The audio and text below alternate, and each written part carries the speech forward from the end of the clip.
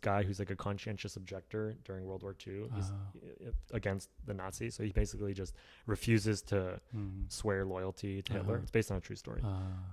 The guy's name is Franz Jägerstätter, and yeah, basically it's a just true story. But he refuses to swear allegiance to Hitler, and they really just try to like they don't really care with what he believes. They just can't accept that he publicly refuses. So they're telling him like just say it, it's fine, you don't have to actually fight, whatever, we'll just give you like a desk job, whatever, like just say the oath, and let's just get this over with. We get it. Like they're really trying to like make it easy for him to just kind of compromise. But he just refuses. He just says like, I can't do what I believe is wrong, and so he just doesn't do it, and they kill him. But so that's obviously a very extreme example, but I think some amount of willingness to just refuse to comply when something goes against your principles, I think, like however small it may seem on the surface, you just don't do it. There's some hills that maybe aren't worth dying on. Yeah. But right, like, there's always this trade-off, right? Like, what is the good and what is the bad? And like, you might say, okay, well, like, if he's just sort of saying this oath, but he doesn't really believe it, and then, they don't actually make him fight and he's just doing a desk job, well, then nothing really that bad is happening out of it, right? Yeah. But there is. I mean, you could argue the other side. And it will say destroying your soul. It destroys your integrity, right? Integrity, like if you are committing verbally to something that you don't believe in, and, you're helping or sort of like setting an example for other people, that sort of also has a ripple effect, right? Yeah. Whereas when you sort of stand up for what you believe in, that has a different ripple where you're sort of standing up for something, and that makes it easier then for other people to also do that, and there's this whole chain reaction. So yeah, I mean, it's like very hard to actually evaluate those things. I mean, yeah. So I don't know. I thank you for sharing this, Thomas. I think sort of like wrapping this episode up, is there a value to you that's like that, where you would absolutely not compromise it even an inch? Ooh. Hello. All right. Hello, Thomas. Hello. How are you? Good. Doing very well. I had a very fun weekend, restful weekend. You were hiking? No, camping? Camping. Out in the mountains. I should really stop saying camping. I told all of my coworkers that I'm going cabin camping. Glamping. But it's not really even camping. Me and my friends got an Airbnb in the Berkshires, West Massachusetts. One of the friends, so I went with my first job coworkers, and one of them went to Williams. I didn't know. That's where my younger sister was. Oh yeah. Beautiful neighborhood. So we did a whole drive-through tour of the campus, and then the Berkshires. We got an Airbnb, kayaked, hiked, cooked, fun stuff. Yeah. And you got back today? This like 2 hours ago. Awesome. We should do an episode where we talk about like hobbies or like I don't know, fun, like what we do for fun, or I don't know. I really love the outdoors and camping. I could talk a lot just about like camping outdoors. I've done like a solo camping trip in the White Mountains in New Hampshire. I've done a lot of stuff through like college. I was involved in like Outdoor Action, which was like the Princeton outdoor thing. And I've been on some trips here. So you were the trip leader, right? Yeah. So I have some good stories from that. So we can keep that in our back pocket for a future episode. We should do an episode on that. Yeah. But as y'all can see, I'm a little tanned, so looking good, Kihon. Anyways, okay. What are we talking about today, Thomas? So today I was thinking we could talk about value systems, broadly construed. So we only have a couple of bullet points for this, so we'll see where it takes us. But I'm kind of interested in how people form their value systems, right? I mean, to what degree is your personal ethical framework a product of your environment versus, I guess, I mean, in some way it's going to be a product of your environment, right? But like, to what degree is it a product of your upbringing, like your parenting, versus experiences that you had? How much of it is something that you've like consciously reflected on and formed? Do you see yourself as like having strong beliefs about certain like value systems or ethical principles that are like outliers compared to other people? Just sort of like how people navigate this, right? I think the context is sort of that, like I feel like in the days of old or whatever, people mostly had value systems that were inspired by religion, right? I mean, obviously that's a generalization, but to a large degree, people were like pretty involved in that. And so whether or not they were personally religious, like society would be very much influenced by those kinds of principles. And obviously we still have vestiges or lingering, influences from that time period, but also in our generation, I think there's some interesting statistics on this, but like religiosity is like falling off a cliff. Like people actually don't consider themselves that religious in our generation. But that doesn't mean you can't have like an ethical framework. And there's, I think, a lot of interesting common ground on different kinds of value systems, but also good point. Interesting areas of maybe disagreement between different value systems that you could have. Also, the world is changing really quickly. So that's like the other piece, right? Is like, there are like new ethical dilemmas that are cropping up all the time. That perhaps our parents' generation or grandparents' generation didn't have to deal with. And so I'm just really interested in how people form these opinions, how they navigate that, how they change their mind, how they have discussions about it, especially when you have those sort of fierce disagreements with people. Sometimes it can get tense when you're talking about like what is right and wrong, right? People get emotionally invested in that. So anyway, that's just my little preamble, but love it. Yeah. What do you think? Should we probably divide this conversation into two parts? Maybe the first part, we alternate a little bit, talk about how we think we developed our own personal value systems, like what affected that. And then next, what we think that the society. Sure. Yeah. Especially just because so many recent events, I feel like they're really testing the society's kind of like the young generation's sense of morality and just like how they react to certain topics. And it speaks volume, I think, to their value system. So would love to touch on those subjects as well. Why don't I go first? Yeah, sure. Because I feel like I normally just ask you to go first. So. Yeah, I'd love to hear your perspective. Not to just throw numbers around, but I would say like I think like 70%. Like so, basically, just the majority of my like set of values I think comes from my parents. But one thing that I do want to emphasize is that like your parents can plant a thought in your head and kind of like form your thoughts, like obviously in the initial stage. But I think, that versus kind of like using the metaphor, like kind of comparing it to like crops, you can plant a seed, but in order for that to cultivate, it takes time and it takes like all the right like care and stuff like that. So what I'm about to say is like, personally in my experience, a lot of the values that my mom and dad taught me, the ones that stuck were the ones where throughout the rest of my life I tested and then I realized that they were right. And especially like, and also so I said 70% of my parents. The other 30% I think comes from either my friends or the experiences that I went through, my own reflection, and all of that. Some examples around the things that the values that I developed by living in the U.S. and almost the ones that go against, I guess, what the society teaches, right? My home society is. I don't want to shy away from this topic. I think it's indubitable that a lot of East Asian countries don't do a great job when it comes to LGBTQ issues. I think my values around that inclusivity, even beyond just LGBTQ issues, just any kind of groups of minority, really, really developed, I think, during my time in the U.S. And I've always known that, but one event that really tested that and showed that very clearly was when I went back to Korea for my military service, and I would discuss these topics with my other like Korean friends there. And it's not a statement about them as a person, right? They're like perfectly, understandable, considering where they come from, right? Their background, and just like Korea as a society still has a long way to go when it comes to these issues. There's not a platform to, talk about these openly, freely. There's not enough media representation. Although, one bright side of this is there is a Korean comedian who came out in the early 2000s, and he's still, working hard. He shows up in a lot of things, so that's really good. But still got a long way to go. Like legally, there's got to be more, systems built in place for groups of minority. Sorry, I'm rambling a little bit, but just wanted to bring that up as an example.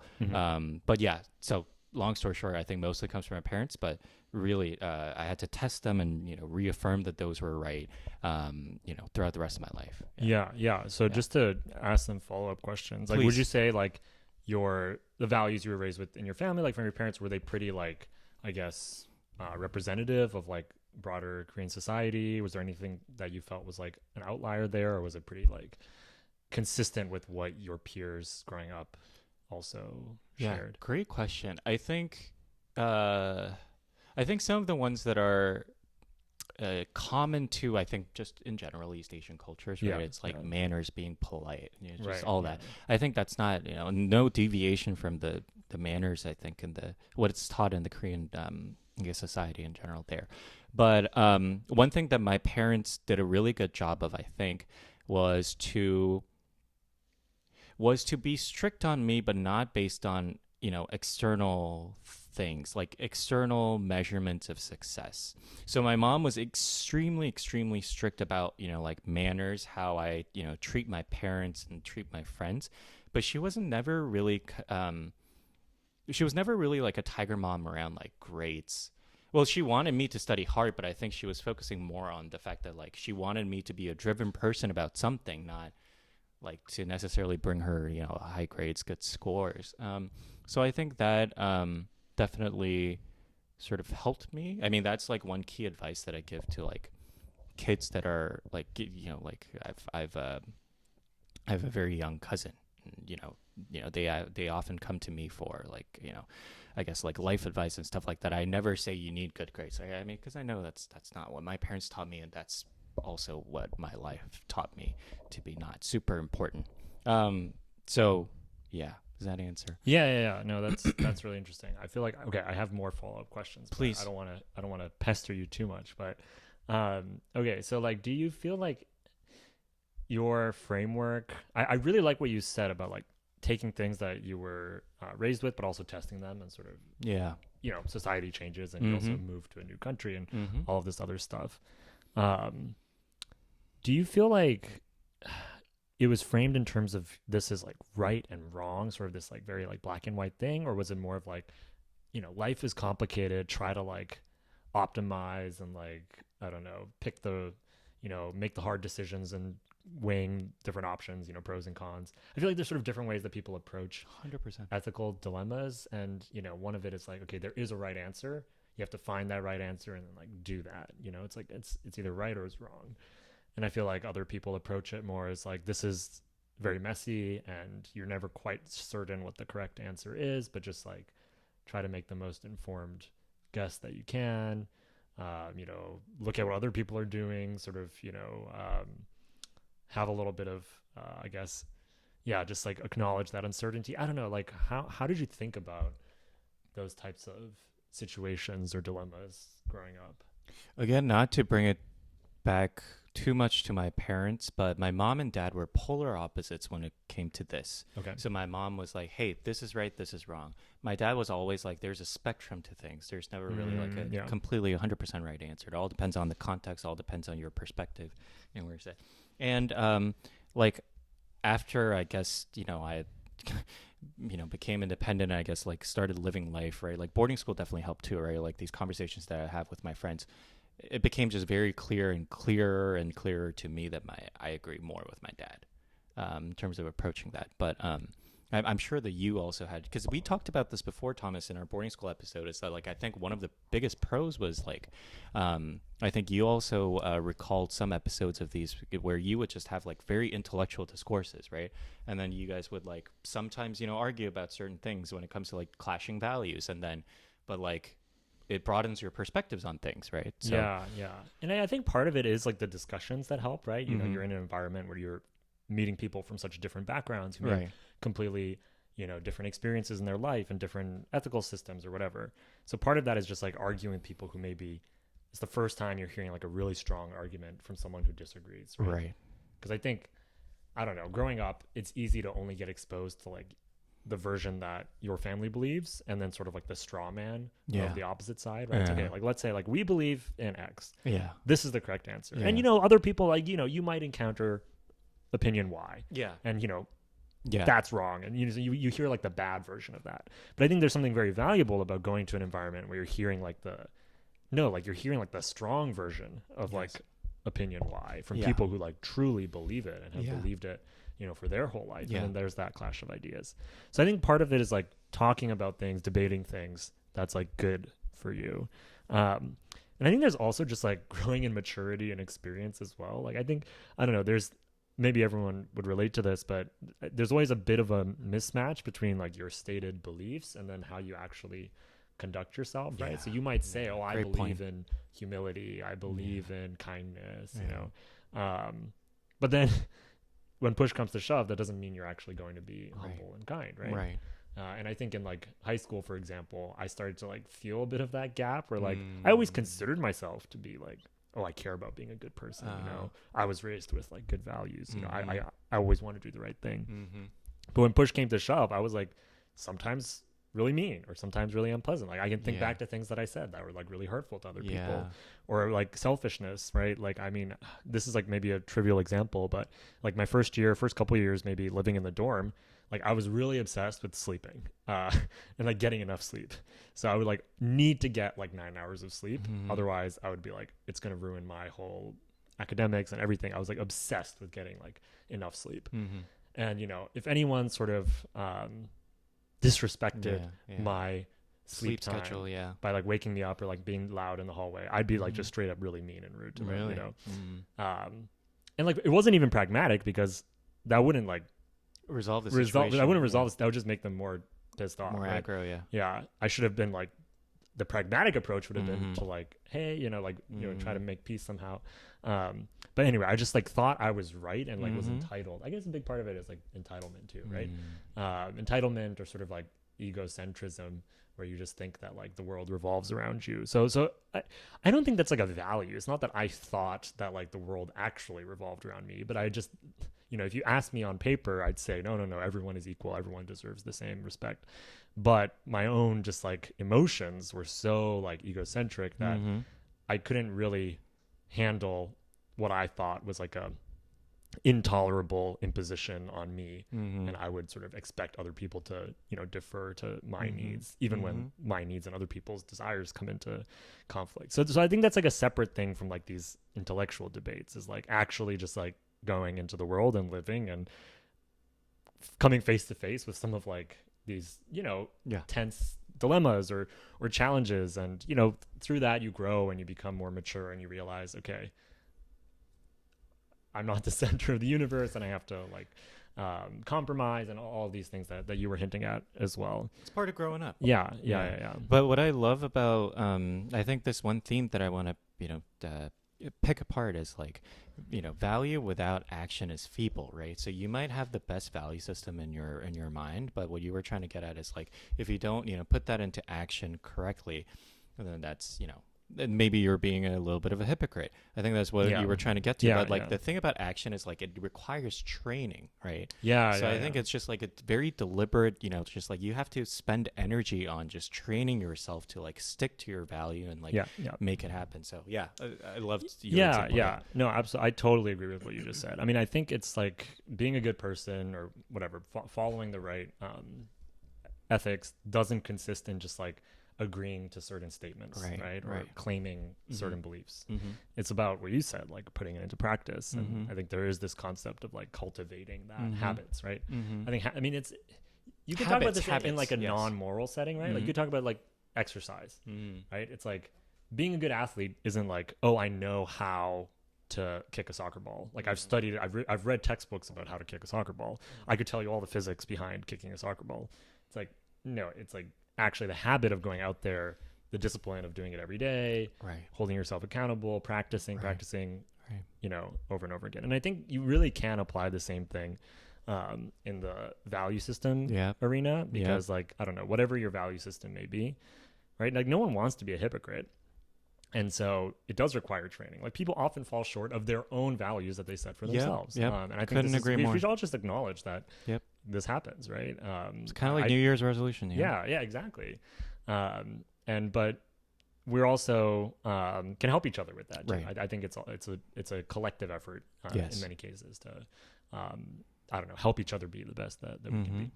I really like the way you framed it, Kyung.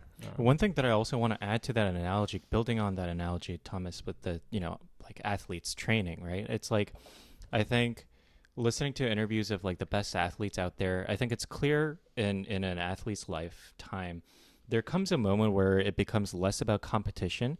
It's like it becomes less about the results, the scores of the games, but more about like they enjoy the process so much. So like Michael Phelps would like go to the pool and just like swim, even when he's not prepping for like a race or something like that. And I think we could still draw the same analogy for value system and morality. It's like one thing that I can think of is like being kind. Let's take that as an example. If you are kind, if you truly just enjoy finding yourself being kind to others, then you don't require the prereq of other people appreciating that or like being kind back to you. I think that's like the highest, in my mind, a high sense of value or high sense of morality. Being kind to others without expecting either a sense of appreciation or some sort of reaction. Right. Yeah. So yeah, I just wanted to add that. Yeah. Like you find intrinsic value Exactly. in doing the right thing. Exactly. And it's not about getting an external reward, right? So like extrinsic versus intrinsic motivations. Yeah. It's really interesting because I think that there's like certain frameworks or like certain ways of thinking. I mean, maybe this happens in like religious context, but also maybe outside of it, where it's like sometimes it's seen as your desires are kind of the enemy, right? Where it's like, okay, you want to be lazy. So like, don't do what you want. Like you want to pursue like, the 7 deadly sins, right? Like you want to be gluttonous and, eat food, and that's a desire that you have to conquer. You experience, lust, and, you have to fight against that desire. You want to be angry and violent, and you have to fight against that. And so while obviously I understand where that's coming from, that it's like we do often have desires that are not productive or not healthy. Yeah. And we have to work through those. I think there is this like extreme way that, or I don't know, like you can sort of, if you take that too far, you can sort of get into the mindset where like morality is about struggling and it's about pain, like, asceticism. Fighting, asceticism, which like, sure, I think that there's elements of that. And I think, that is part of life. Like that is part of everyone's ethical journey is struggling with unhealthy desires. Right. But I think like, it's always important to keep in mind what you said, like the goal being having intrinsic motivation to do what you think is right. Yeah. Right. Like truly finding joy and happiness in doing what, according to your convictions, is the right thing to do. And then at that point, it's like you would be taking joy and pleasure in doing the right thing. Yeah. And having that as like the ultimate goal, I think is the ideal. But yeah, maybe to get there is a bit of a struggle and a journey, right? Like to sort of form that set of beliefs or form that awareness or that conscience. I guess like forming a good conscience is part of this.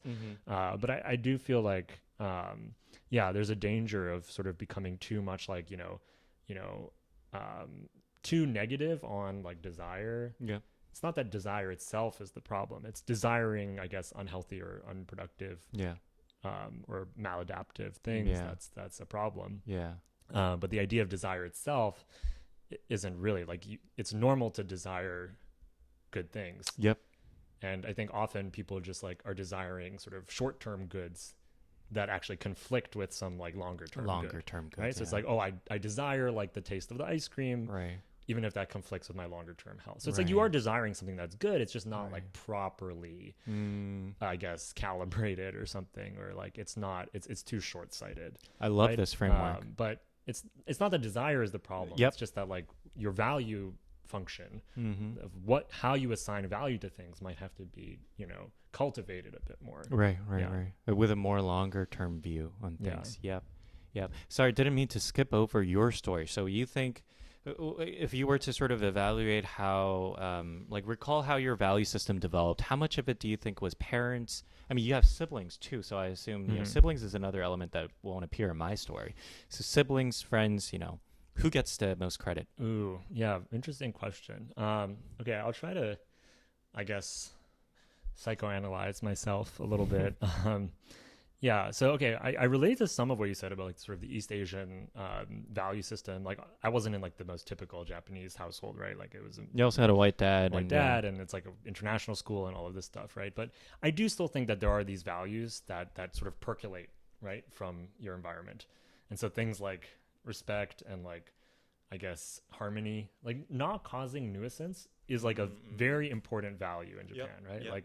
When you're in public, not like disturbing other people or disrupting the harmony. And like I feel like in the West that's often seen as like sort of a not a moral thing. It's just like, oh, these are people are being disruptive, it's annoying, but it's not like that's not like right or wrong. Like right or wrong would be like, assault or like, like Like physical harm or like physical something direct. harm, Yeah. or I don't know, sexual perversion, or like I don't know. There are these sort of like categories of things that people think of as being like moral. Yeah.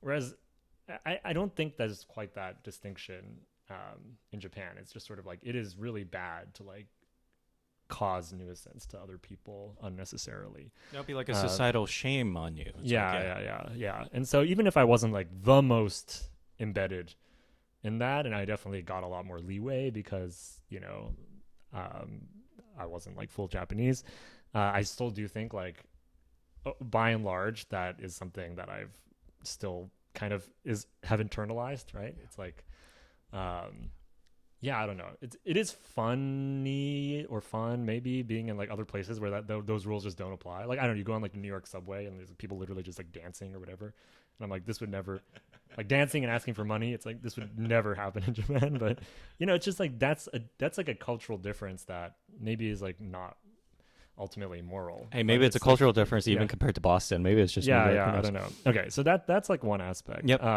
We also talked about the religion episode, right? Or the value system there. And so I mean, being raised in a Catholic family and like going to church like every Sunday and hearing some of the stories from the Bible and stuff like that, obviously that had a big impact on me as well. Again, to add some nuance here, I think that there's like a lot of things that I think no one would criticize or object to, right? Like, I mean, many people who are not Christian would still say like, oh, I like the value system that, Jesus talked about, right? Like love your neighbor or turn the other cheek, all this stuff. That's like in some ways very foundational to like Western systems of, ethics and whatever. And like those ideas have like spread beyond just like religious people. Now that said, like the golden rule is something I think that is occurred in different cultures, like independently, right? So like this idea of treat others as you wish to be treated is like, you see that same idea occurring in different locations geographically throughout time, throughout the world. I think there's an issue here when it comes to like religion being a motivation for your value system, which is that I think it's problematic if people say that what is good is like only good because like a god says that it's good, right? Like if you have a belief system that says like, okay, this is good because God says so, this is bad because God says it's bad. I kind of feel like that just kicks the can down the road, right? Like I like what you said earlier about like, you have your parents who tell you something, but then you sort of go and test it for yourself, and you have to actually figure out sort of figure out the wisdom in that, right? Figure out why you trust your parents, you love your parents, you respect your parents, and you do tend to believe what they say, but you also have to like figure out for yourself if you really agreed with it or not, right? And I think there's this danger of, sort of when your ethical system is like religious in nature, that it's just about like sort of this, I guess, divine command to just like, I love this. Yeah. I actually watched some YouTube interview with like a theologian, and this guy was basically arguing for this like strong version of this like divine command type argument, right? Where it's just like good and evil, it just means like what God commands or doesn't command, right? And so someone was asking him, like, in the Bible, why are there these stories where God tells people to like kill someone else, right? Mostly like in the Old Testament, there's these stories where like there's people are at war and God says, okay, go like kill these people. How can God command something evil like killing people? And then his response is basically just like, well, if God commands it, it can't be evil. Like, if God commands me to murder, then that is by definition good because God commands it, right? And so it's sort of this argument that sort of I guess doesn't actually have, there's no sort of separate essence of morality or ethics aside from just sort of like what was prescribed to you. And so you can't like dive further into it. There's no opportunity for doing what you said about like actually grappling with the issues and figuring out like why is this wise, why is this true, and then, like, that is just not the way I see morality. That's not the way I see religion. It's I think actually I came away from that being like, that is a, like, I don't want to be rude to people, but like that is just like a truly horrible argument. And if like if I heard that as like as someone, if I were like not raised in a religious family and heard that, I'd be like instantly turned off from like religion, like, because it sounds so messed up. And I feel like you can use that type of logic to justify like anything, right? Because it's basically like, if you're wrong about, you know, what God is, or, you know, which holy book is correct or whatever, then you're gonna believe like anything, as long as, you know, you think it's like justified by this framework, this sort of internally consistent system, but without reference to like, I guess, human experience or like just reason, right? And so I think like morality and ethics has to be accessible to just human reason without 100%. Appealing to I guess these types of arguments, right? Like if there is some higher force or higher power, then like that higher power can't introduce contradictions with sort of, I guess, our ability to know things by reason. So I think like that's something that I've thought about a lot, and which is why I feel like very, I guess, like complicated about sort of ascribing my ethical system to religion, right? Because it's obviously like the fact that I was raised in a certain way like had a big impact on the values that I have now. But also I think I completely agree with what you said about you have to sort of question everything that you've been taught, and you have to sort of test them out in the world, and I think ultimately find reasons to believe in them that anyone could understand, right? Like if you can't explain what you believe in a way that any person could understand, even from a different set of I guess initial conditions, then I don't know, you need to find a way to like make sense of it, right? I Thomas, if you don't mind, I would like to ask a question to the young Thomas, I guess, in your story, right? That was going through this mental exercise. How was it possible that you just didn't buy into it, but just didn't drink the Kool-Aid, right? Of, oh, you know, the higher force told me this, so I'm going to do this, right? Instead, your acknowledgement of the importance of testing and all of that, you know. Yeah, well, I think, you know, it wasn't, I don't know, it was like a bit of a circuitous path, I guess. I mean, I think, I think maybe I did have phases where I just like drunk the Kool-Aid or whatever. I think there's like a strong cognitive bias. I like cognitive biases, in case you haven't picked up. I think I've mentioned them in a couple of episodes, but so I think there's a strong cognitive bias, you know, confirmation bias, basically, right? Like believing things that sort of support your existing views, right? So if you already believe something, or you already sort of have a set of patterns that you're living by, then you're sort of favorably inclined to believe anything that supports your existing convictions. Yeah. Right. And so that's sort of that's why it's so hard to change your mind. That's why it's hard to sort of see from your opponent's point of view in a debate, etc.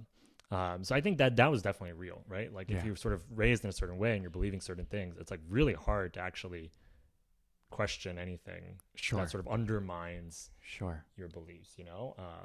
But as you said, right, you go into high school, you're meeting people from like all over the world who have different frameworks, having these debates, going to college, being exposed to like classes and different ideas, like, you know, like, I think just you by virtue of just living in the world and talking to like a lot of different kinds of people, you start to see that like, okay, I've only seen like a small sliver of what's out there, and you start to, I guess, question things a bit more, and I think that's actually good. That's a good that's thing. very healthy.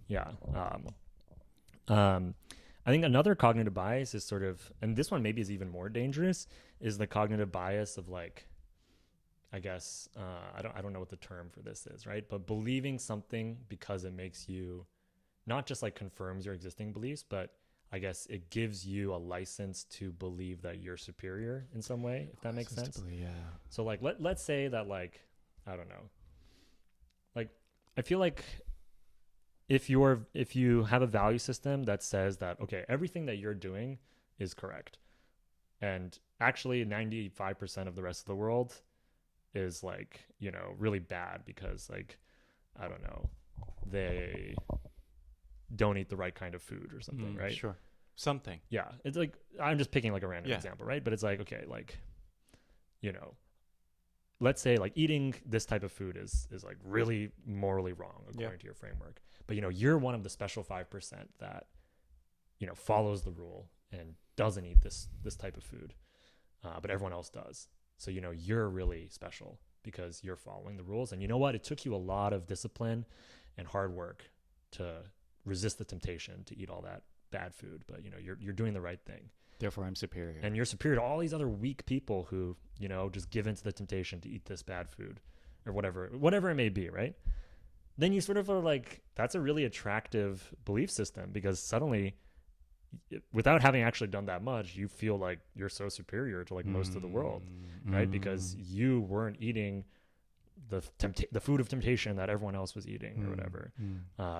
And, you know, that's just an analogy. But I think like there is this cognitive bias to just believing things that make you feel special and sort of affirm you in some way. And I do think that's dangerous, and it gets in the way of, I guess, ethical progress because it sort of makes you complacent. You're like already doing that, you know, maybe like in your family you just never ate that food because it wasn't part of your family recipe. So it's like it doesn't actually take any great effort from you to do that. Or maybe it did take some effort. Maybe you had some you know, you went to your friend's house for dinner and you were offered and you had to like really, you know, think about it and consciously choose not to eat this food or whatever. And then, you know, but then that just further entrenches. You're like, okay, I really stuck up for my beliefs and like I rejected the food even when the social pressure was, you know, against me. Obviously, we're not actually talking about food here, okay? We don't hate vegetarians. But you can imagine many other scenarios maybe where something like this would apply. And I think that's also a danger, that if your value system is solely motivated by the fact that it makes you feel superior than other people, great point. You know, and which is why like religious or not, I think all value systems should really take to heart the idea of like non-judgmentalness, or I don't know what the noun form of that is, but like just not judging other people based on where they're at. Like everyone's at a different point in their journey, right? And so your goal should be on, I think, you know, making the world a better place and like doing the best that you can, like being the best version of yourself. That obviously sounds so like cliche, but I think it's cliche for a reason. It's like, who could argue with that? Like just make the world better and be the best version of yourself, right? And, you know, don't add to the suffering and misery of the world, and try to alleviate suffering wherever you can. I mean, these are all things that I think are uncontroversial. But if you focus on that, you know, rather than on sort of creating artificial goalposts that, you know, you're trying to, you know, meet and exceed, or defining yourself against another group of people who don't live up to the same standards. Right. You know, I think really like judging others has no part in ethics, right? You could say like, okay, I think this is the right thing to do in this situation. And you could strongly believe that and strongly disagree with someone who chooses another option, right? But I think there's a difference between that sort of disagreement and like judging others and thinking that they are worse than you, right? Great point. Well, thanks for sharing, Thomas. That was awesome. Thanks for asking. Should we switch gears to part 2 maybe? Yeah, let's do it. So, the society and how, especially right now, our generation develops value and tests, or maybe the lack of testing, rather. So I think one thing that I wanted to discuss in this, I guess, part was I am really concerned, I think, just looking at all the recent events, and also just, you know, not to get political, but November is coming up. So, everything's political, Kihan. Everything is political. Yeah, I know. So it's just very concerning to me that we've sort of lost a. So I'm just gonna say this. I really do see huge cons with the cancel culture of today. I think. Just, you know, thinking back to my personal experience with developing the right value system, again, I'm not saying that my value systems are necessarily like superior to anybody else's or anything like that, but it's just like it helped me, right, to go through the whole phase of testing, as I said earlier. And what's extremely crucial in the process of testing is talking to people from different perspectives, right? Different experiences. And the thing is, you really have to listen. And I think based on my experience, those kind of discourses that I had in in our high school like dorm rooms and things like that, and they weren't necessarily like super like always respectful, mindful conversations that were like very nicely curated. I think is, sort of what we as a society is really, really trying to cater towards for every single conversation. We are very, very careful about, and we should, but I think we're kind of going overboard to the point where we are too scared to sort of have just like a normal, natural sit down conversation with clashing opinions. And I think where the society, as we start to lose a common platform, a common ground, where different perspectives are really brought together, we're missing that cauldron now, right? I feel like, I repeatedly talk about this in the last few episodes, right? Like the echo chamber and all of that and everything. I am very worried that the political divide, any sort of divide on any kind of issues, are just going to get, worse and worse. And I think just recent events, it's clear that it's just involving more and more emotions and visceral reactions rather than trying to think about, really trying to evaluate what's the rationale, trying to be logical about things. So anyways, that's one thing that I wanted to brought up about today's value system and my concerns around it. But yeah, it's interesting. I mean, I see where you're coming from. I also, I guess, I don't know. I mean, I agree with you that sometimes things go too far, and people get canceled for opinions that like aren't even hateful or whatever. Yeah. And I agree with you that there is a need for like civil discussion on a lot of different topics. I think you can always stress test these sort of principles, right? Like, if you say, okay, we have a principle here of like free speech, free expression, we'll just have rational civil discourse about everything. You can always sort of push it to the limit, right? It's like, okay, well, are you going to like invite a Nazi to come and like have civil discourse about why, it's like, so like, obviously, there's always some, if you push it far enough, there are certain beliefs that sort of like the vast majority of people just have agreed are like not really deserving of people's time. Yeah. Or platform or whatever. So there's this, I think, 100%. concept of like deplatforming and like just not giving people that space, right? Because even by giving someone a platform, it's sort of legitimizing something as being a topic of debate. Yep. And people can sort of cynically use that to sort of gain platforms for, beliefs that are like not really in good faith, right? They're not like they actually want to have a civil discussion about it. They're just sort of cynically using this system. So I think that would be like you're so right. The other point of this. But I think in principle, I agree with you. I think like a more sort of listening and charity in discussions would go a long way. I mean, okay, I'm going to say something I think is like maybe will come across as being very naive, but I mean, fundamentally, I don't think that anyone wants anyone wants evil things or like wants to make the world a worse place. Like everyone thinks that most they're making people. Yeah. No, I actually think everyone. Everyone thinks that they're making the world a better place, but they might just have a really messed up definition of better, right? So like everyone in their own mind thinks that like they're right. They're right in some way, right? Or I mean, they might acknowledge that everyone else thinks that they're wrong, right? But the only reason for doing anything is because you think that the good of this outweighs the bad, right? I mean, that's like the only reason anyone makes any decision.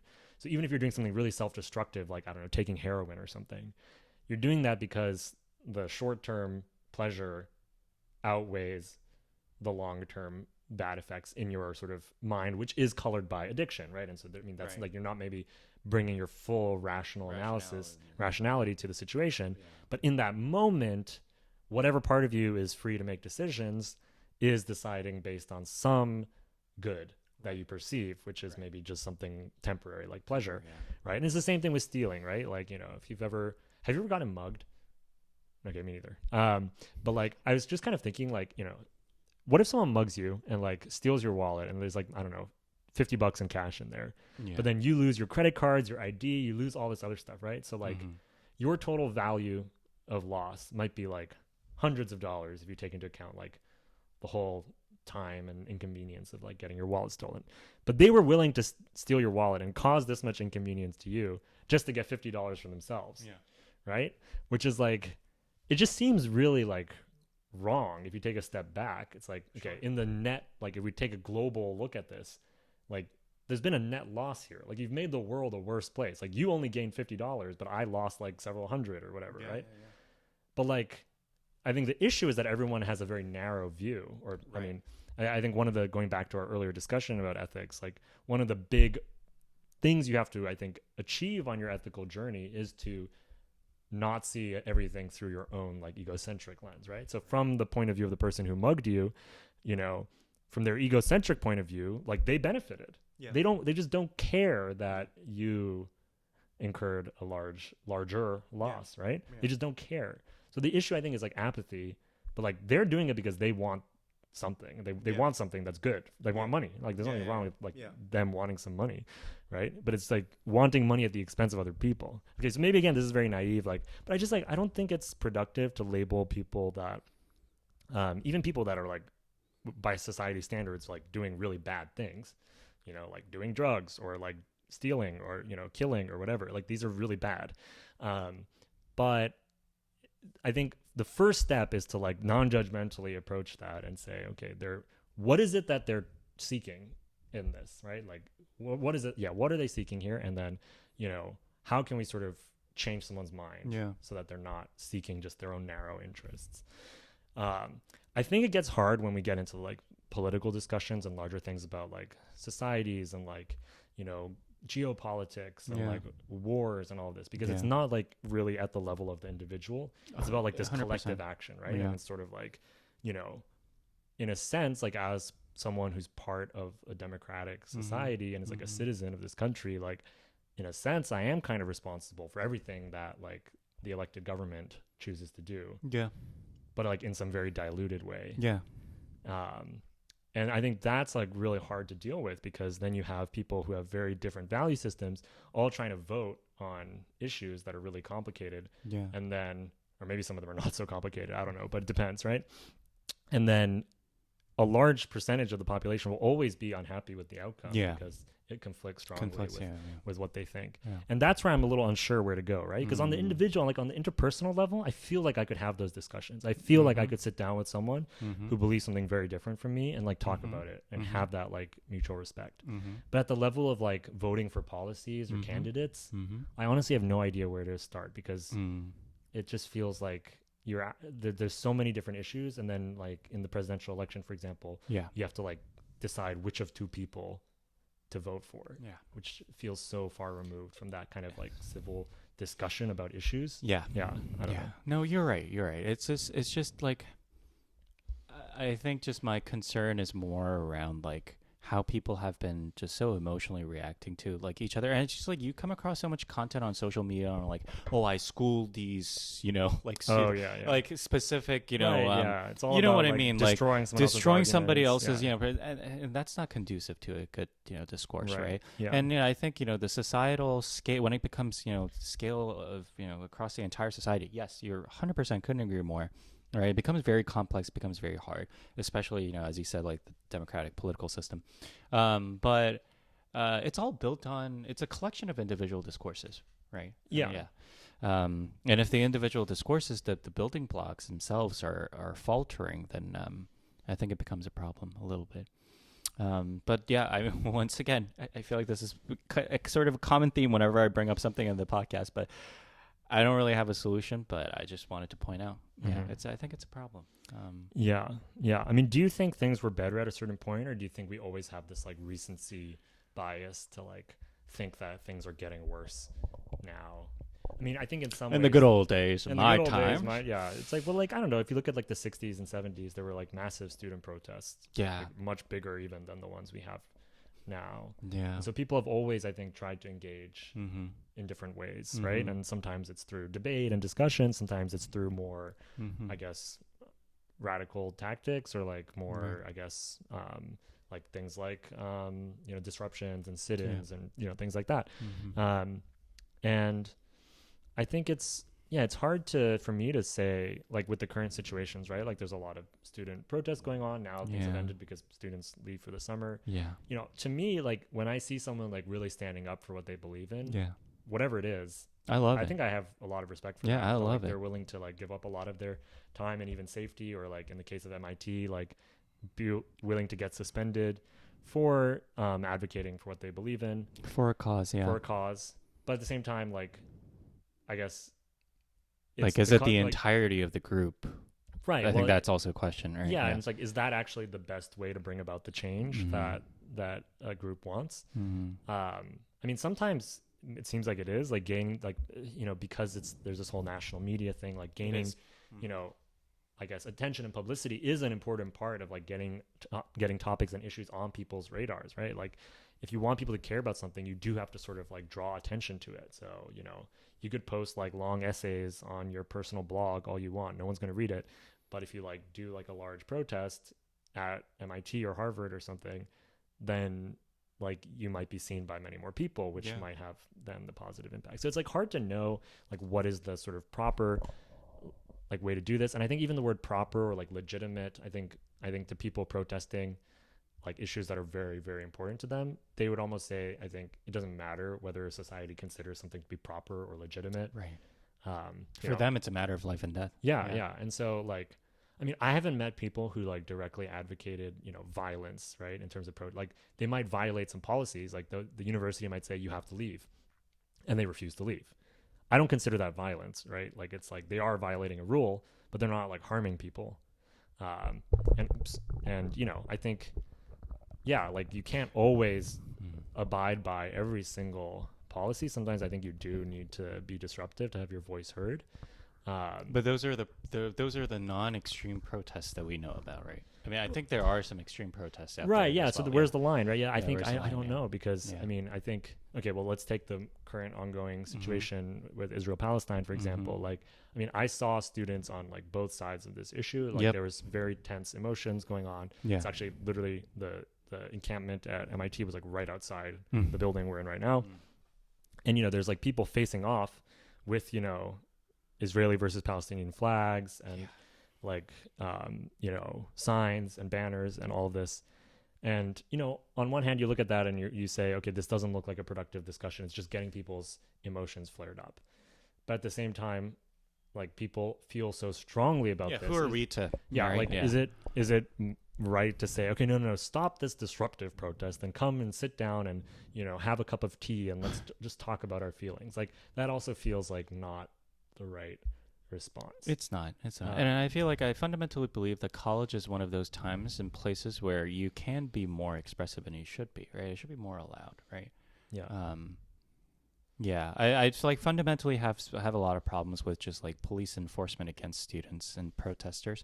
But also at the same time, I've come across some news articles where, some of the protesters are outwardly, shouting very violent things, like, for example, like, kill, all a certain group of people or, like, whatever. Right. Yeah. So, I mean, that really breaks my heart. So I think once again, I think it comes down to just intention as well, right? Like, are they there for the right intentions? And are all the protesters there, like, truly the ones who, one, care, to have the right agenda in terms of, do they know the terms of what they're asking for, what they're protesting for, right? Like, when we talk in divestment, what do we mean by that?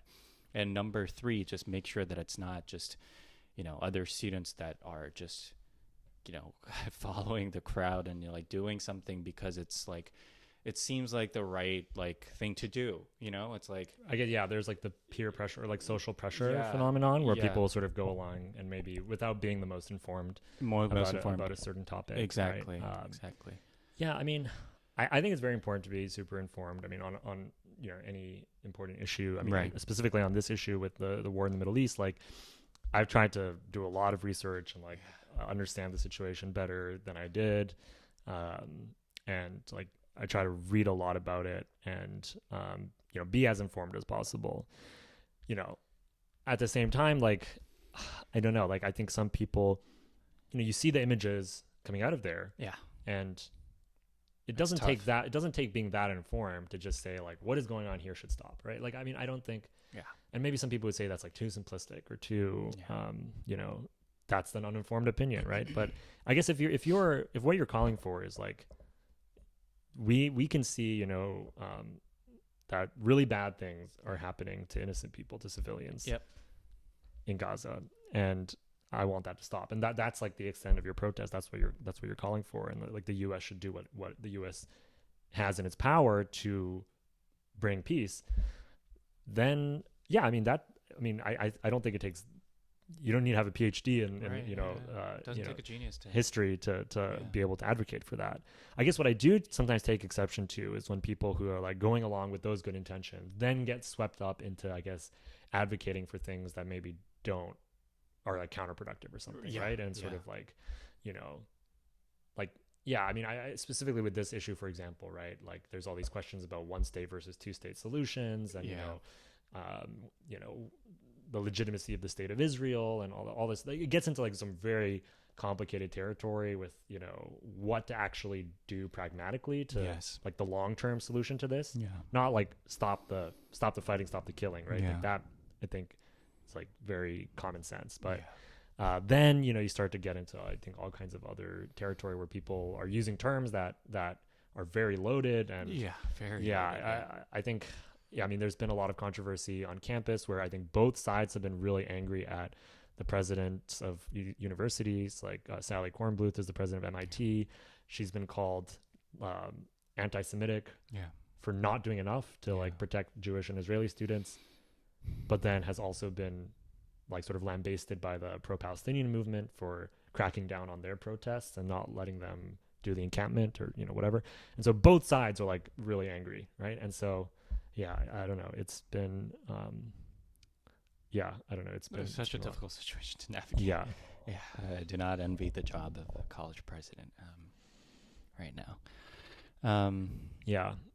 Okay, so that's one issue that's like been very much, I think, on my mind, especially because it's right outside. But we also don't have to limit ourselves to only that topic. So there other, I guess, issues that come up when you think of like value systems and ethics, like applying your ethical framework, applying your value system in real life? What does that actually look like for people in our age range? I think protests on campus is like a big part of that, but also maybe what about once you're in the workforce or something? Are there other issues that come up?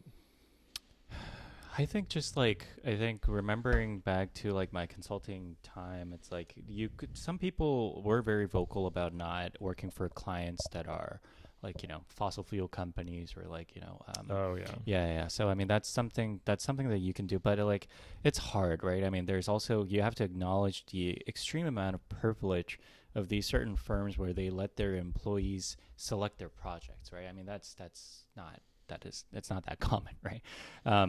Once you enter the job force, this is again why I think that college is one of those times, fortunately or unfortunately so, you can be more expressive, and you should take advantage of that time to be more expressive, right? Because once you enter the workforce, you're bound by the laws of capitalism, right? If you want to make money, it is what it is, that's life. So, but should it be though? Right. Should it be is another question. But I'm sorry for keep coming back to this topic, and it was not my intention. But let me just mention this.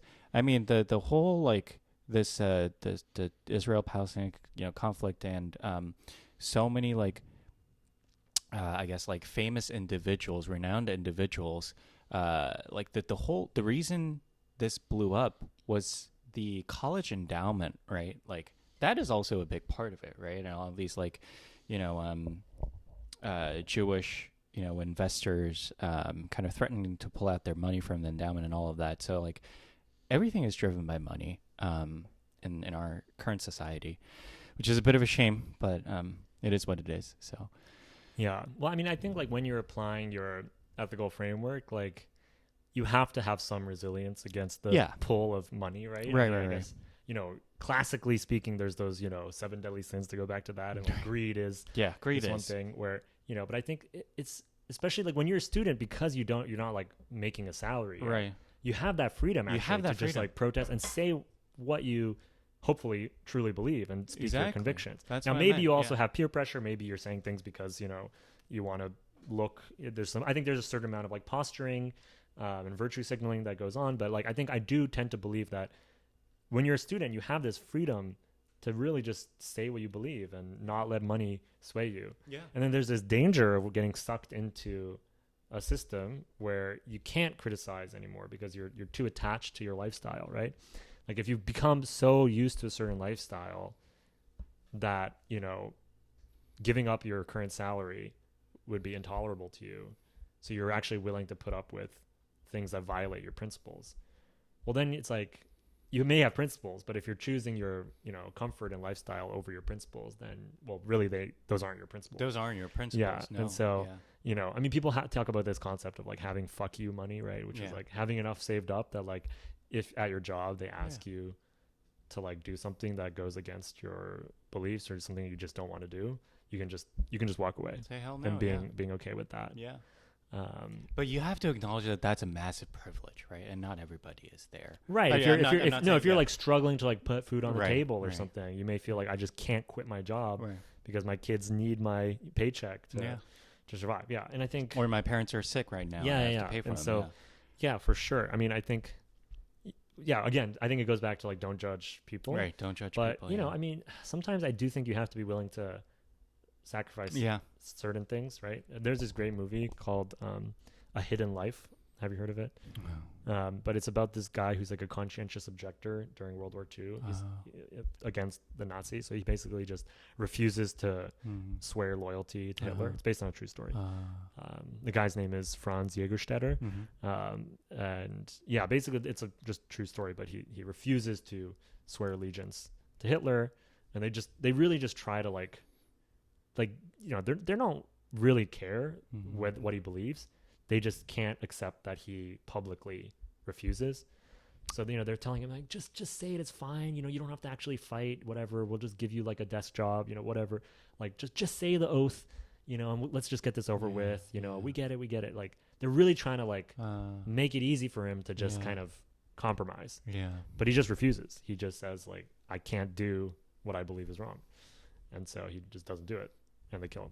But yeah, so, you know, that's obviously a very extreme example, but I think some amount of willingness to just refuse to comply when something goes against your principles, I think, you know, like however small it may seem on the surface, you just don't do it. You know, there's some hills that maybe aren't worth dying on. Yeah.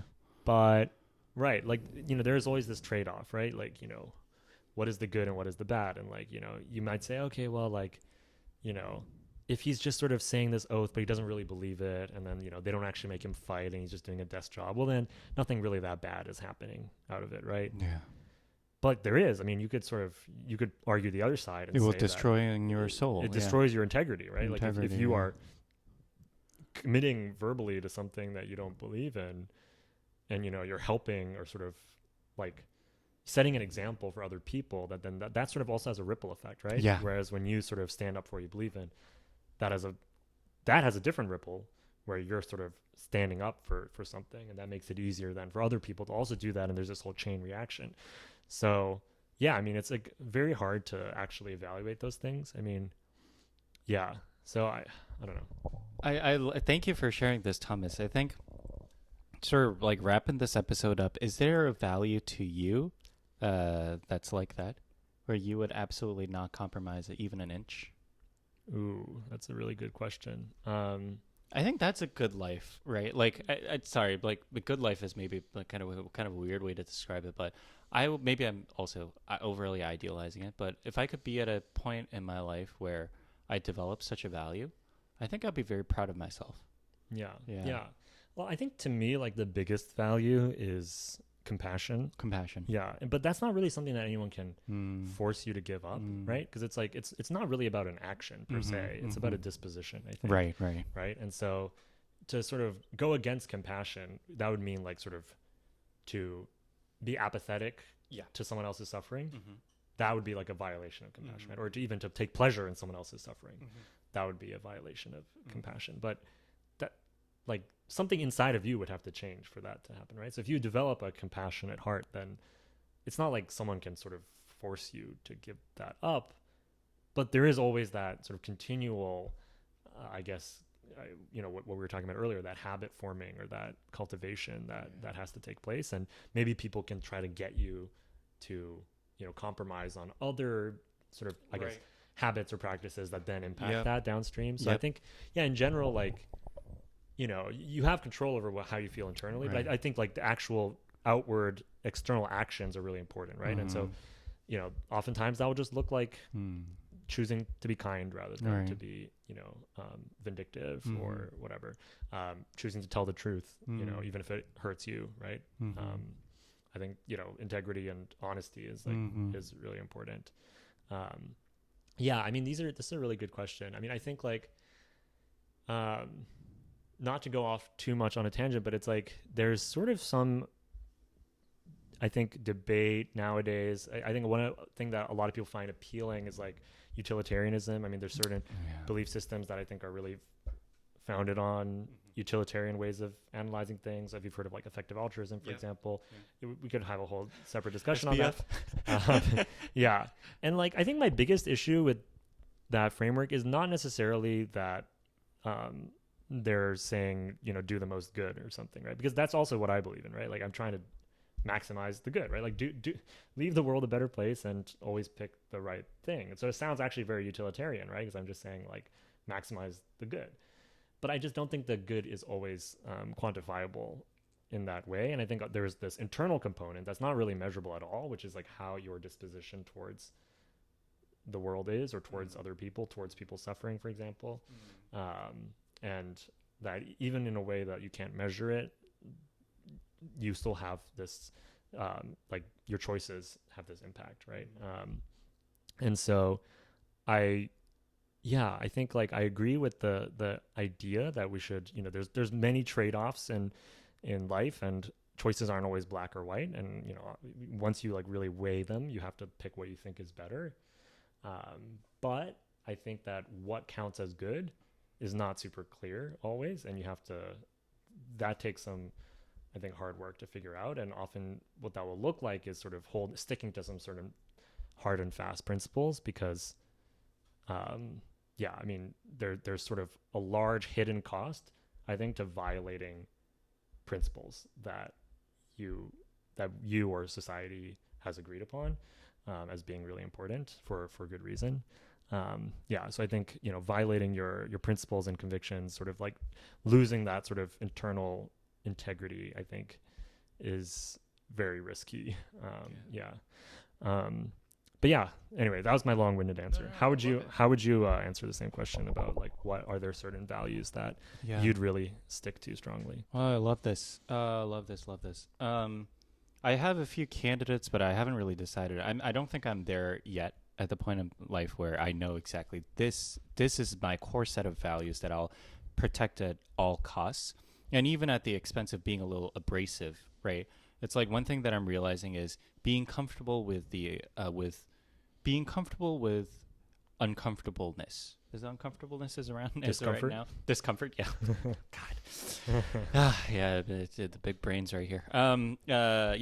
Being comfortable with discomfort. So, just like, I don't know, kind of like when, for example, like a kind of a dumb, like a scenario would be like, everybody's kind of like, joking and making this one guy feel bad. And it's like, it would be comfortable if I like sort of joined the circle and like kind of joined the joke, let's say, per se. Yeah. But it's like you just say, hey, that goes against my principle. I will never do that. And like imagine like, I don't know, like a weird silence in the room, right? Like a veil. Then that's like an example of, hey, I will not do whatever may make other people feel great at the moment, but it just goes against my principle. I won't do it. I think honesty is probably one of those things that's becoming more and more important to me. Yeah. And it's like, honesty is one. And I think just like family, when I talk about family, just like, like just prioritizing them over others, over other like superficial things. Right. What else? I would love to say integrity, but I honestly think integrity is such a blanket term. Yeah. Right? Yeah. I think integrity is that like sort of internal consistency of your intentions. Intentions. Right? Yeah. But I think all those other things do contribute. Yeah. Yeah. I mean, honesty is hard because sometimes, there's like silly cases where someone's like, okay, do I look good in this dress or something? And like a white lie. White lies. Yeah. So there's, there's like Immanuel Kant was like super black and white about lying, right? He's like, you can't lie. Even if the murderer comes and is like, I'm looking for this person so I can kill him. Where is he?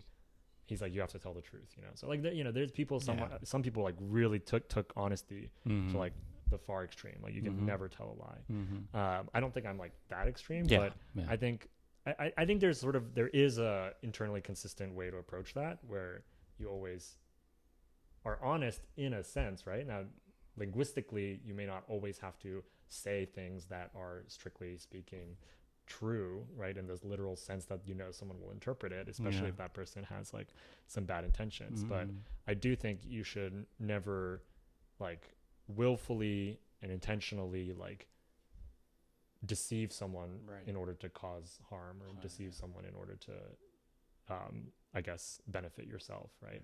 You should always pick honesty, sort of with those caveats about those extreme situations. But yeah, it's hard. I think it is hard to always have that, especially like if you're not like ready for it, right? And someone puts you on the spot, it's so easy to just sort of take the easy way out, or that's like, right.